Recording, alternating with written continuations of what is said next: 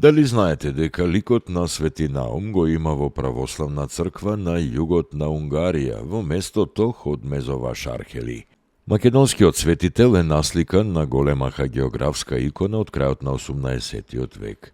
Сликарот на иконата бил од Москополе, денешен во Скопој во Албанија, член на тајфа која сликала икони и фрески во тогашното Унгарско царство. Во 18 век култот кон Свети Наум бил пренесен од ароманите, или како што се нарекувале во унгарските архиви, македоновласите. Тоа е етничка група која потекнува од домородни народи на Балканот и од римските освојувачи. Македоновласите донеле со себе икони кои го представувале Свети Наум како најпознат светител во нивната татковина. Иконата насликана во раниот 18 век за црквата Ракеве и е најстарата икона на која е представен Охридскиот светител во Унгарија. Во текот на 18 век и почетокот на 19 се правеле икони, фрески, резби и цртежи со представа на Свети Наум.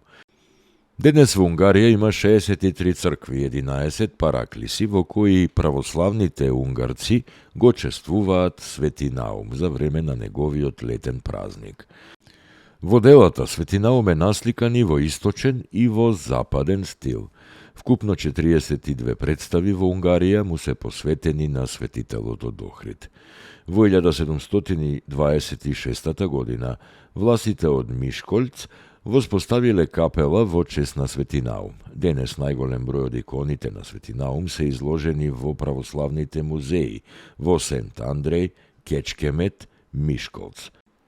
Фрески може да се видат во црквите во Ракева и во Шекес-Ферхевар.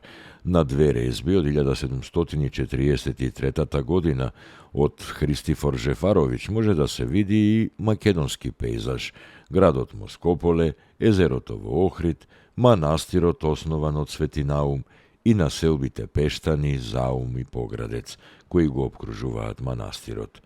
Резбите на Христифор Жефаровиќ одиграле посебно значајна улога во ширењето на култот на Свети Наум.